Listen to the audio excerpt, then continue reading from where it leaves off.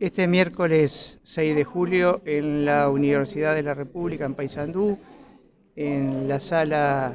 Ferrari, el aula magna Ferrari, se presenta el libro de Gonzalo Alsina, que relata la historia de la resistencia, particularmente del movimiento obrero en aquella época a través de la Convención Nacional de Trabajadores y en particular de lo que ocurrió en Paysandú. Así que vamos a hablar con Manuel López, integrante del PIT-CNT de Paysandú, para que nos comente. Esta actividad es tan marcada dentro del mes de la memoria. ¿Cómo lo están trabajando este tema, Manuel? Bueno, sí, realmente está enmarcado dentro de todo lo que tiene que ver, no solo el mes de la memoria, sino también desde lo que para nosotros significó el 1 de mayo. Desde ahí que venimos trabajando en ese sentido de de abarcar todos estos meses, referenciando justamente las grandes luchas sociales y populares y que sin duda nos va a llevar hasta el 14 de agosto, recordando también a los mártires estudiantiles y algunas otras fechas más significativas o tan significativas como esta del transcurso de este trimestre. Enmarcado en eso es, como bien decíamos, sale este segundo libro del plenario, mejor dicho, con diferentes autores. El primero fue prácticamente una relatoría de algunos participantes de la huelga general y protagonistas acá en Paysandú, y este tiene un contenido similar, pero en un contexto histórico, perdón, en un contexto nacional, en la cual se pone el contexto histórico de Paysandú con las características de la huelga en Paysandú y con mucho más abundante material historiando las formas de la lucha y la instrumentación de la misma en el departamento, con la característica esa de que tuvo un día más en Paysandú, fruto de las descoordinaciones del momento y sobre todo la forma de llegada, pero que suma un día más esa gran lucha que que llevó adelante todo el pueblo y en especial el sanducero, porque no hay ninguna huelga que se sostenga si no tiene respaldo popular. Y bueno, si esta pudo sumar incluso un día más, demuestra que las condiciones estaban dadas para poder aplicarla, emprenderla como se había resuelto en el año 64 durante lo que fue la fundación de la CNT en ese momento. Manuel, tal vez para darle un carácter didáctico a esta entrevista, sobre todo porque para los jóvenes no hay mayor conocimiento de fechas o lo que ocurrió en esos años. ¿De qué día a qué día se desarrolló esa huelga general en Paysandú y qué consecuencias tuvo para el movimiento sindical sanducero en particular? Bueno, esto, como decía yo, estaba enmarcado en una decisión tomada por lo que era la reciente creación de lo que muchos dicen la central, pero es justamente una Convención Nacional de Trabajadores, la CNT, que previendo lo que se estaba viendo en el contexto regional, los golpes de Estado incluso de Brasil, el más cercano, también ponía en ese Congreso la posibilidad de que ante una situación similar en el país, los trabajadores tomaran en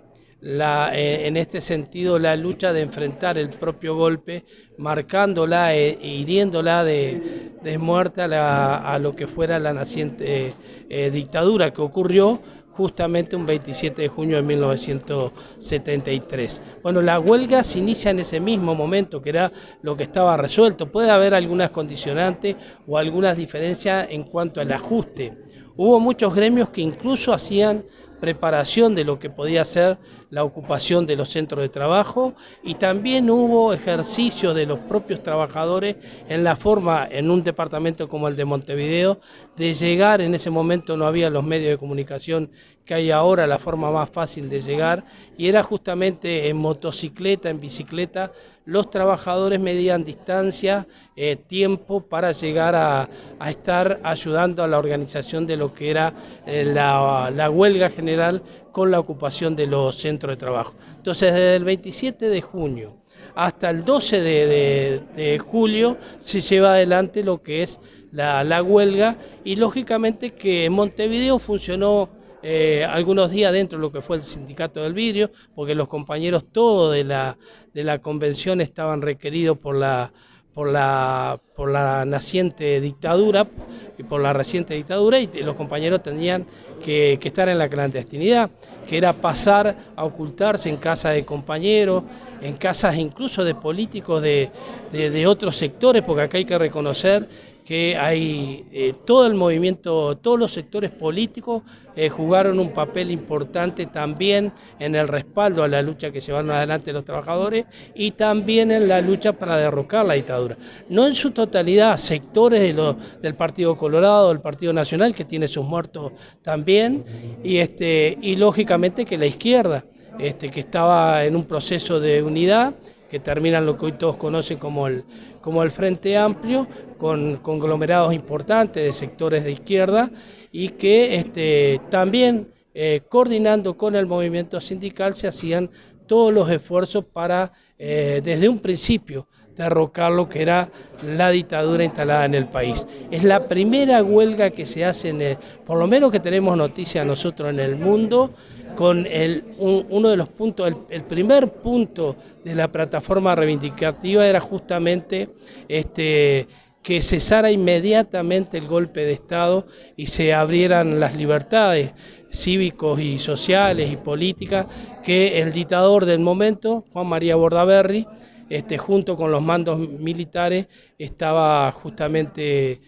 aplicando en el país. Bueno, en ese contexto es que los trabajadores responden con la lucha, que es la ocupación, la lucha pacífica, y que no fue algo que se dio, se ocupó y se siguió de largo. Muchas veces fueron desalojados y otras tantas veces se volvieron a ocupar los centros de trabajo. En Paysandú, insisto, muchísimo, había grandes centros de trabajo con cientos y miles de trabajadores, que permitió lógicamente una resistencia en un contexto nacional importantísimo. Y en ese sentido ocurría lo mismo que en Montevideo. Pero acá incluso había trabajadores, y a mí me cabe la general de la ley, en el mismo libro que hiciera Gonzalo lo escribiera, y lo que estuvo historiando, recogiendo información, Gonzalo señala 3, 4 centros de trabajo del sector metalúrgico que, a pesar de que no había gremio como tal, también ocuparon y llevaron adelante la lucha. Que eso habla muy bien de lo que era todo lo que era el respaldo cívico a las instituciones, la lucha por las propias instituciones y el respeto al movimiento sindical. O sea, trabajadores que no tenían una organización que centrara sus esfuerzos y sus luchas, como en este caso lo señalo el metalúrgico, hubo centros de trabajo que llevaron adelante lo que había resuelto la CNT en ese momento, que era ocupar los centros de trabajo ante un golpe de Estado. Y eso, vuelvo a insistir, habla muy bien de lo que fue la lucha del movimiento sindical y en el contexto que se vivía, el respeto que se había ganado y lógicamente el gran apoyo popular que permitió todo esto. Y esta resistencia fue duramente reprimida por los militares,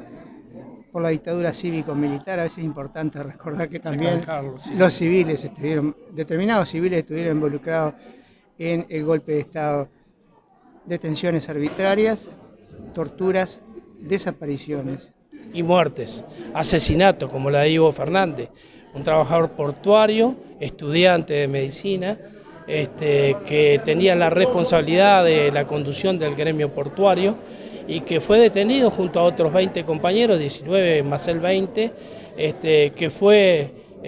llevado al cuartel, que en ese momento estaba ahí en calle Ituzaingó, entre 33 y Setembrino Pereda, que ahora está la casa de la oficialidad, de la gente del batallón, y bueno, fue torturado hasta la muerte y entregado su cuerpo en cajón tapado para que los familiares no supieran lo que había pasado, y que a pesar de todo eso no se acata la orden de no abrirlo y se puede contactar con médicos con conocimiento que había pasado por las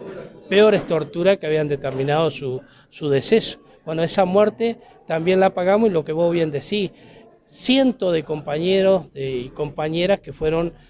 secuestrados primero, desaparecidos durante mucho tiempo, mientras eran torturados de la peor manera y se manejaba voluntad por parte del dictador, de los dictadores, de esa dictadura que bien decías vos, cívico-militar. Acá hay civiles que tienen responsabilidades, que eran los que también con la con los militares no solo secuestraban, torturaban y mataban, sino que le robaban a quienes justamente secuestraban sus bienes para enriquecerse ellos. Eso hay que saberlo también, que actuaban como verdaderos piratas de la democracia, donde se adueñaban no solo de las personas, sino de sus bienes, y en las peores circunstancias. Manuel López, integrante del secretariado departamental del PIT-CNT, muchísimas gracias por concedernos esta entrevista. Muchas gracias a ti y a ustedes que siempre han estado y han participado, porque vos también has sido un luchador conjuntamente con nosotros, el movimiento sindical, que nos acompañen también en esta instancia donde justamente le vamos a dar lanzamiento a un libro que tiene ese contexto que decía, con la mirada nacional, pero con el objetivo concreto del protagonismo de los sanduceros, de los trabajadores sanduceros, en esta heroica que también fue una defensa más de nuestro suelo.